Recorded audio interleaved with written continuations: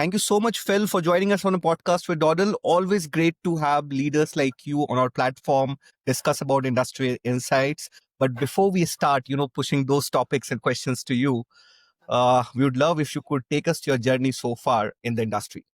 Okay. It's absolutely lovely to be here. Thank you so much for the invitation. Hello to everyone from not so sunny Hong Kong. My original, although I am a founder now and I'm trying to reinvent a tired space, which is customer loyalty and, engagement. My background is marketing. And within that, I actually started off in publishing. I'm a little bit older. My first jobs, I didn't even have a computer on my reactor guest. But I went after publishing. I went into technology. I was part of the conferences around GSM technology when mobile phones was first starting to come out. And then I went into the internet. I worked at the turn of the century. I worked for Asia Online, Hong Kong's first non-university ISP. So my journey in online stuff goes back to dial-up modems. And I've just had a journey that's been related to online stuff ever since then with a marketing bent. Moved to New York for the height of the dot-com boom as part of a sort of a global portal play. Came back to Hong Kong 2001-ish with my tail between my legs, having not made my fortune. And through various things, then ended up in blockchain. And now I'm trying to reinvent loyalties. Apparently founders like me who've not exactly had a straight line path, I'm told those are good signals, but yeah, it's jumped around a little bit. Absolutely. And life is all about being non-linear, actually. People miss that. Phil, the first thing that we'd like to understand from you is that you had a diverse career, as you were talking about. You have been into marketing, gaming, blockchain, and then you are now into loyalty tech. What inspired you to start Meed? And what gap did you see in the loyalty industry? Just a quick one-on-one on Meed. Meed is effectively a single platform that turns loyalty and customer engagement into a marketplace between businesses and consumers. We'll get more maybe a little later into the depth of that. But why did I start Meed? I think there's actually 4 parts to this story. The first part is actually from when I was in blockchain. Within days of moving into a blockchain company, I found myself asking one very simple question. Why were we rebuilding on-ramps when perfectly good on-ramps existed for different things? Because to me, that was cutting down the people who would onboard. I think it's been one of the fundamental problems with the Web3 world is that you try to create new on-ramps and that would immediately reduce the number of people. I was looking at blockchain, wouldn't it make a much better off-ramp or retention mechanism? And this led me to the first part of answering your question, which was the concept, instead of focusing on programmable money, which is very, very exciting in Telegram groups, what about programmable rewards that could do a lot more to keep a customer in an ecosystem? So that's part one. At the end of the day, loyalty just means how do I get more lifetime value for my cost of acquisition? That's it. Everything else is stuff. The second part, the next 3 parts are anecdotal. The second part was actually I was in Singapore about 3 years ago. I was going for an exhibition that was sort of related to the company I had. I realized I'd forgotten to bring a cat. You might notice in hot climates, cats are a very good idea for me. So I popped into Adidas to pick one up. I actually have about 20 Adidas caps because I do this frequently. And when I was in there, they asked me if I wanted to join their loyalty program. And Adidas has sort of been one of my brands. So I thought, okay. And I spent 20 minutes, it took me 30 seconds to buy a cap. But I spent 20 minutes in the shop trying to onboard via the app I had to download and just getting really, really frustrated. Part 3 actually happened when I think it might have been Muji in Hong Kong.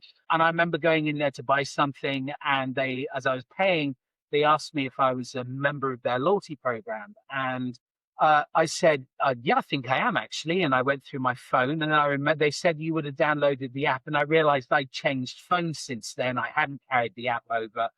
To this point, I can't be bothered to download an app and try and remember. I had no idea what my username and password would be. So I ended up not getting whatever the points were for that. And the final anecdote is, like many other people, I've got a bunch of printed stamp cards. Obviously, coffee shops and one of my favorite butchers in Hong Kong, a place called Bones and Blades, who give me stamps every time I bought stuff. And I remember once looking in a drawer and just seeing all the half-finished stamp cards and going, that's a lot of money on there. You know, if I've got a 10-card stamp card and I've got like 15 cards, I've got 3 or 4 stamps, that's a lot of money.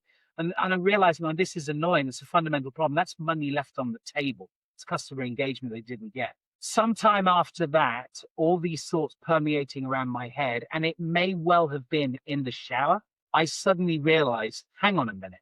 Is it possible to create a solution for loyalty, customer engagement, where customers don't lose their cards, don't need to worry about remembering their logins, and don't have to install an app? Because I don't even have to convince you with stats. We don't want more apps. And where you could join in a few seconds rather than 20 minutes. And that's really where I thought, actually, the answer is yes. And Meed was born. In your view, why do most of these point-based and app-heavy models struggle to keep customers interested? And what do you see the biggest disconnect between what business offer and what customer actually want from loyalty platforms? Okay. Why don't I answer the second question first? Biggest disconnect between business offer and what customers actually want. That's actually the $1 million question. And for me, the biggest disconnect is that most businesses offer loyalty programs built for themselves and not for their customers. They ask you to download their app, remember their login, carry their card. From a customer's perspective, is that a reward or is it a piece of life admin? It's a fragmented experience for consumers. I joined that one. I joined that one. I joined that one. I can't remember that. Or what do you mean I have to install an app? And it's annoying. And the result is, interesting statistic for you. And the exact same number from both Capgemini and Forbes, 54% of loyalty memberships are dead and dormant. The majority of connected paths between consumers and businesses are unused. I did a calculation that if out of a $30 trillion global retail industry, about half is enterprise and about half is got someone cleaning up behind you coming through the thing. About half enterprise, half independent, and I'm mainly focused on independent for now. But if you were to if about half of that retail is if you've got that many loyalty memberships undue, I did a long calculation that eventually worked out that if you could upsell a portion of those by, sort of 12 to 15%, which is a good result from a loyalty program, then that's $1 trillion problem. So that really is the question. What customers actually want is not what they're getting. They don't want to have to give their life story just to get a free coffee. Yeah.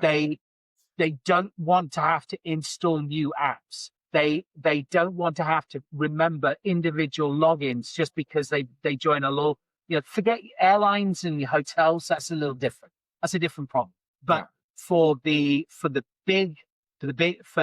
little players, all those things, and the average American, for example, I think belongs to 14 loyalty programs. Yeah. They're all individuals. So, what they want is simplicity. We've done a lot of research and found that the idea of being able to manage all those relationships, or at least enter those relationships from one place, has tremendous value. No clutter, no unwanted apps, no demands to download yet more apps that they won't use. I think the main thing is that this is a case, to use a phrase, where the mountain has to move to the consumer.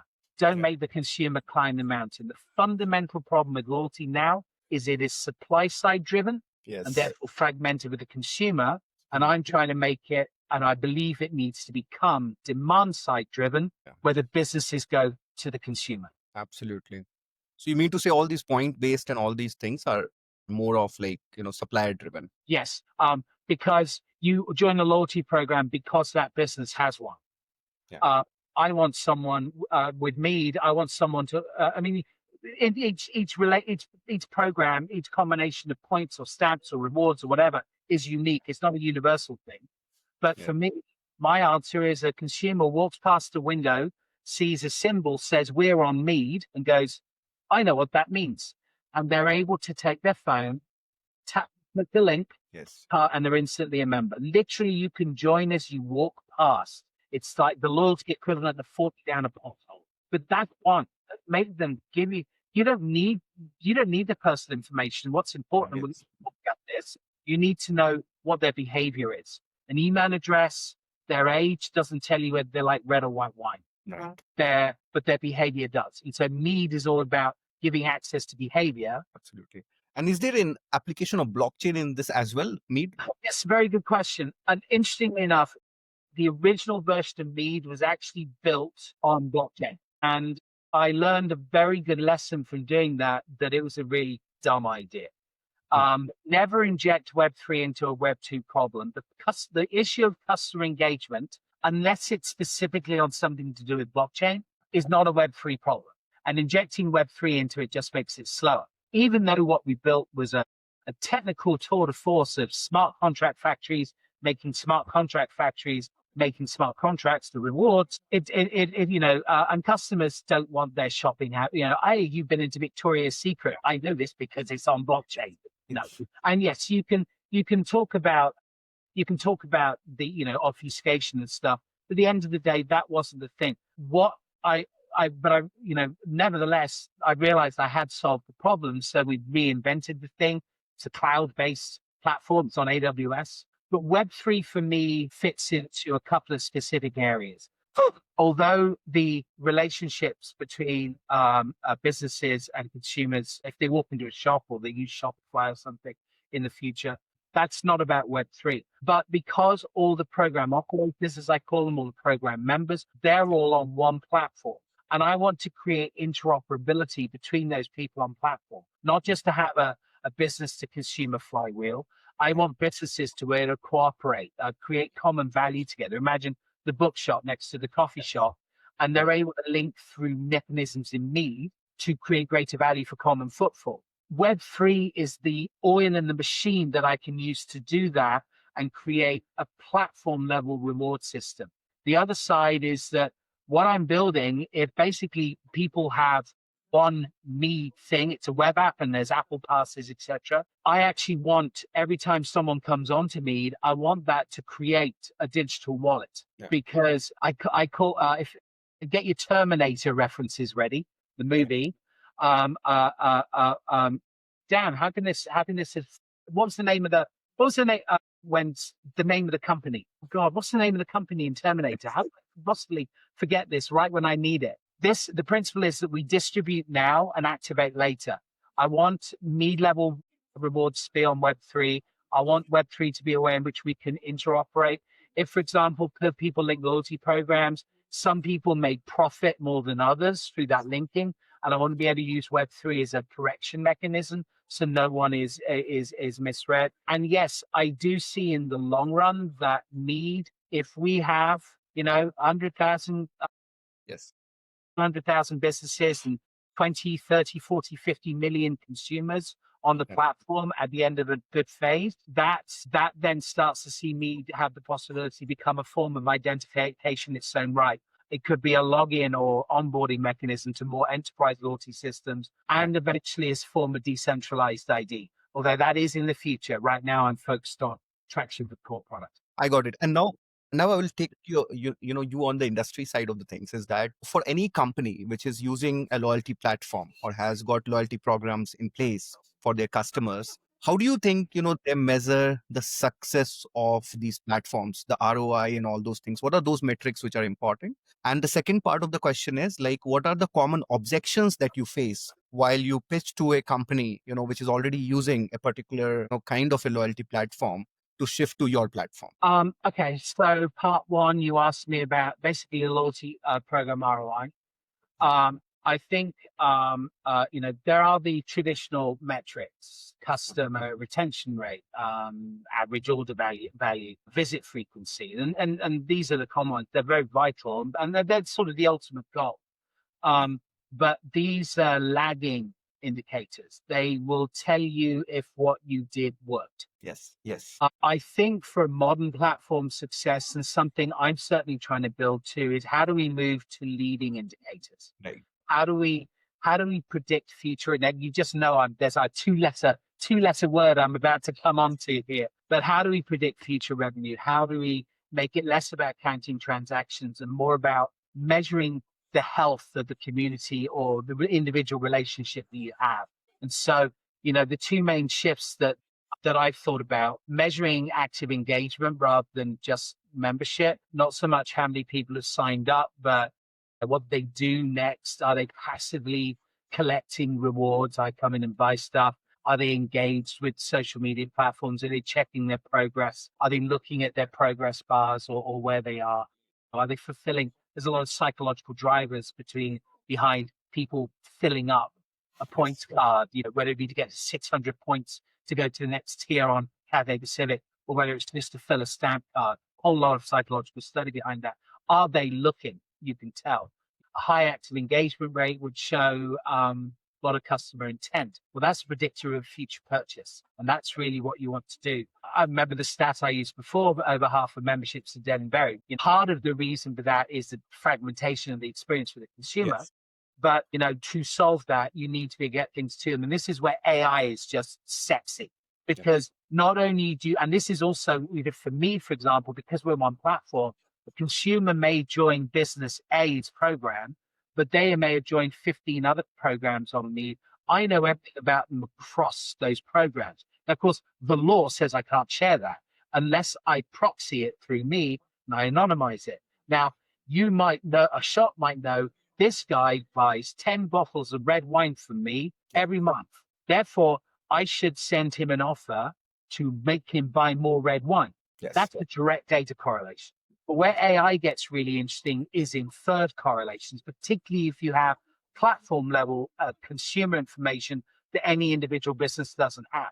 I'll give you a stupid dumbed down example. If someone eats a lot of red meat, could you infer from that they might like red wine? And that's that's a stupidly simple example, but that's the sort of thing where AI, because at the end of the day, it's all pattern matching. Can AI look at patterns that the human eye or standardized formulas, the fuzzy logic might not see? So I think, to answer your question, the actual answer is the ability of AI to look at data and not just see the hard connections, but the inferred connections based on pattern matching. Remind me what the second question was. What are the common objections that you face while you are pitching your product to a customer who is already using a loyalty platform? Okay, so for us, for Meed, we're doing we're turning, we're not, actually, I suppose the best way I put it is we're turning a model upside down. If we're talking about siloing around the consumer rather than siloing around the business, and we're literally talking about turning a model upside down. We're talking about having a single connection through Meed and then being able, do you know something? In many ways, we're like Facebook.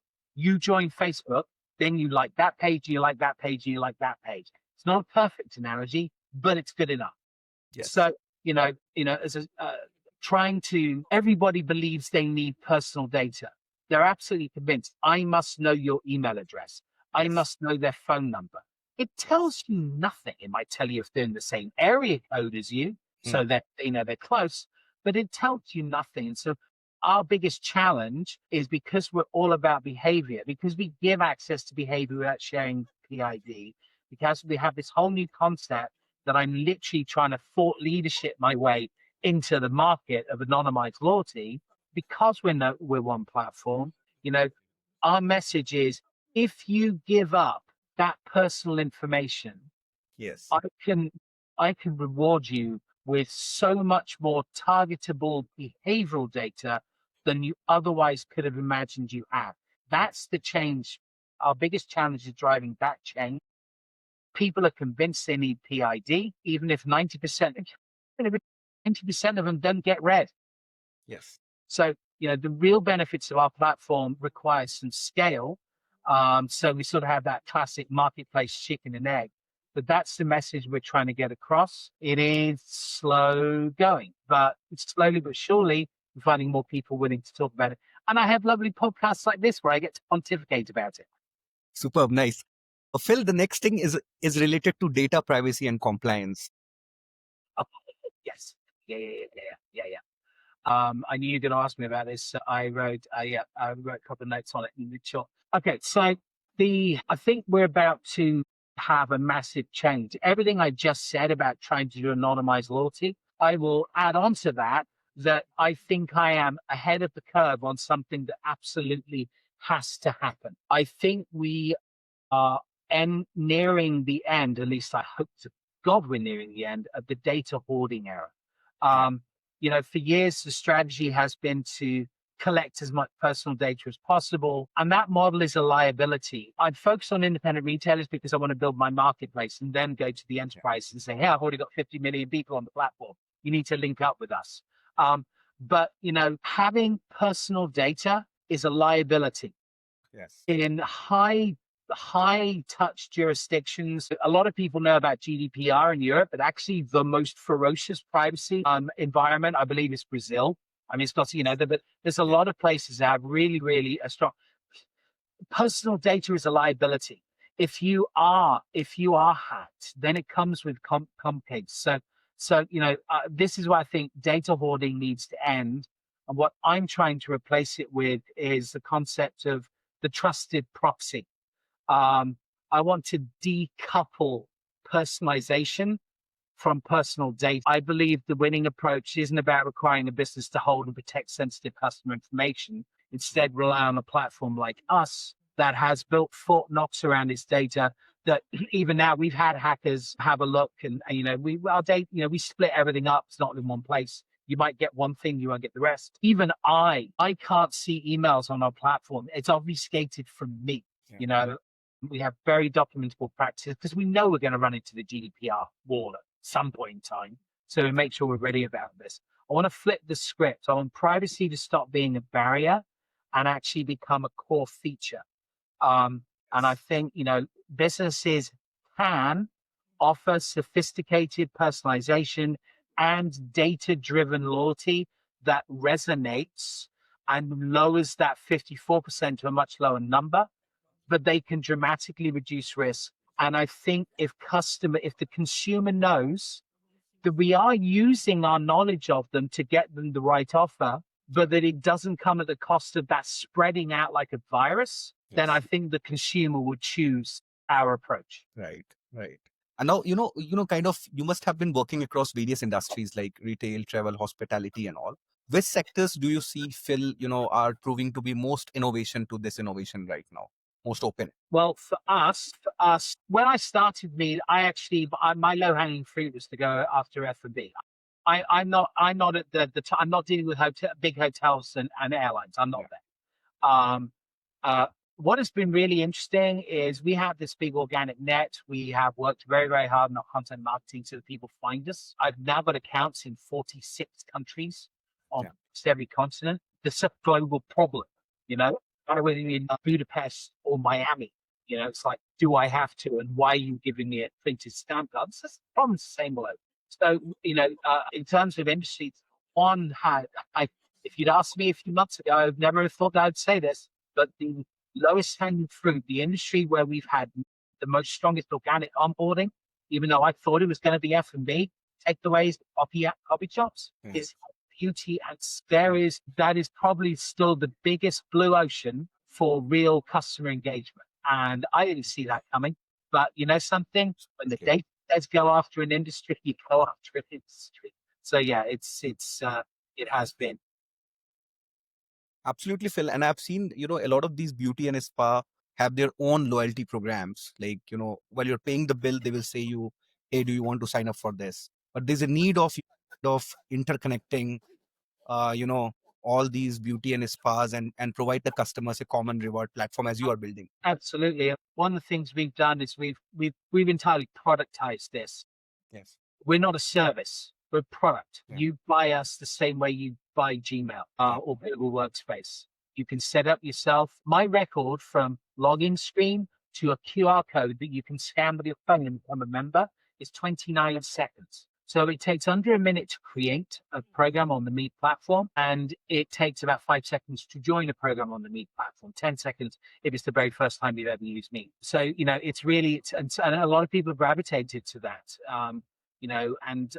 We 2 weeks ago, we had 32 countries. 2 weeks later, we have 46 countries. So, that's just organic. I'm not trying to find people in Oman. They're finding me. I wasn't trying to find people in Colombia. They're finding me. So we do seem to have touched on an organic problem. But a lot of people have some sort of thing, but we actually bring some real enterprise power because we've productized a lot of platform and basically buy access, for tens of US dollars a month. People go, you mean I can actually do that? I can actually have my own Apple Pass. I have to pay someone to set it up. Yes. Yes. Phil, there's a question coming to my mind is that, if you see all these brands, say salons, All spa, this.